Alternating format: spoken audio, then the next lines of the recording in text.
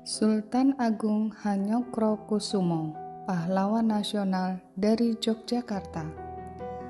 Sultan Agung Hanyokrokusumo lahir di Mataram, Yogyakarta, tepatnya Kota Gede, pada tanggal 14 November 1593. Memiliki nama kecil Raden Mas Jatmiko yang berarti sopan dan rendah hati.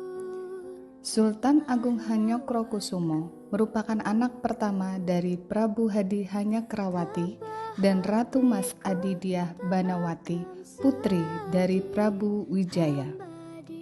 Sultan Agung Hanyokrokusumo belajar pengetahuan agama Islam dari beberapa wali.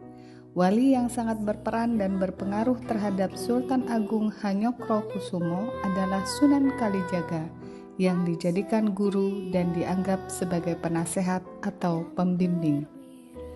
Sultan Agung Hanyokrokusumo merupakan sultan ketiga yang memerintah Kesultanan Mataram. Seperti raja-raja Mataram lainnya, Sultan Agung Hanyokrokusumo memiliki dua orang permaisuri, yaitu Kanjeng Ratu Mas Tinumpuk, putri dari Sultan Cirebon, melahirkan keturunan Raden Mas Syahwaurat atau disebut Pangeran Alit. Kanjeng Ratu Mas Tinumpuk mendapatkan gelar Kanjeng Ratu Kulon sebagai permaisuri yang dituakan dan memiliki kedudukan yang lebih tinggi dibandingkan permaisuri yang lain, yaitu Kanjeng Ratu Batang, putri Pangeran Upasanta dari Batang, melahirkan Raden Mas Sayyidin alias Amangkurat I, mendapatkan gelar Kanjeng Ratu Wetan sebagai permaisuri muda. Sultan Agung Hanyokrokusumo terkenal sebagai Raja Mataram yang tangkas, cerdas dan taat agama, raja kuat, bijaksana, cakap, dan cerdik dalam menjalankan pemerintahan, hingga kehidupan perekonomian Mataram berkembang pesat dari hasil bumi yang melimpah. Wilayah kekuasaan Mataram juga terus meluas seiring pemerintahannya, sehingga Sultan Agung dikenal sebagai Raja Mataram yang cakap melakukan ekspansi wilayah. Sultan Agung menyadari bahwa adanya kolonial Belanda di Batavia dapat membahayakan kesatuan negara yang meliputi Pulau Jawa, sehingga untuk melawan VOC, Kerajaan Mataram giat melatih satuan-satuan angkatan perangnya. Taktik perang Sultan Agung untuk merebut Batavia, menjepit Batavia dari darat dan dari laut. Serangan dilancarkan dalam waktu yang tepat dan bersamaan.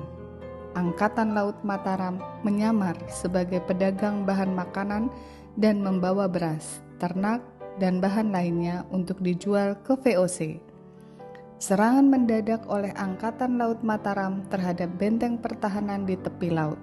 Sedangkan serangan dalam kota dilakukan oleh Angkatan Darat di sebelah selatan. Dengan siasat tersebut, Belanda tidak bisa bergerak bila VOC lari ke arah timur dan akan terbenam ke dalam rawa-rawa. Jika lari ke arah barat, akan jatuh ke Pangeran Jayakarta dan Banten. Dalam segi perdagangan, Sultan Agung juga melakukan siasat untuk melarang penjualan beras ke Batavia mulai tahun 1626,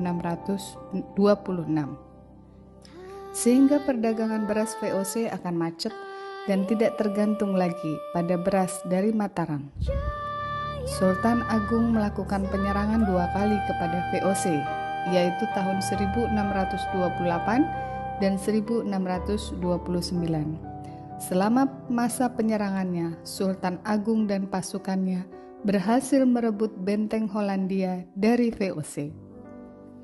Namun karena perbekalan yang semakin menipis dan adanya bahaya kelaparan, pasukan Sultan Agung tidak berhasil mempertahankan benteng tersebut. Meski tidak membawa keberhasilan untuk merebut Batavia secara keseluruhan, tekad dan semangat untuk mengusir VOC tetap menyala sampai akhir hayatnya. Walaupun VOC memberikan tawaran yang cukup menjanjikan, tetapi Sultan Agung tetap tidak mau berdamai. Sultan Agung wafat di Mataram persisnya di Bantul pada tahun 1645 dan dimakamkan di Astana Kasultanan Agung. Atas jasa-jasanya sebagai pejuang dan budayawan, Sultan Agung ditetapkan menjadi pahlawan nasional Indonesia tanggal 3 November 1975. Setelah membaca riwayat pahlawan nasional Indonesia, Sultan Agung Hanyokrokusumo yang begitu gagah berani, pantang menyerah, dan terus melakukan perlawanan untuk mengusir kolonial Belanda dari bumi kerajaan Mataram, maka kita sebagai anak bangsa yang hidup di era kemerdekaan merasa sangat bangga, hormat dan kagum, serta berterima kasih kepada pahlawan nasional Indonesia, Sultan Agung Hanyokrokusumo.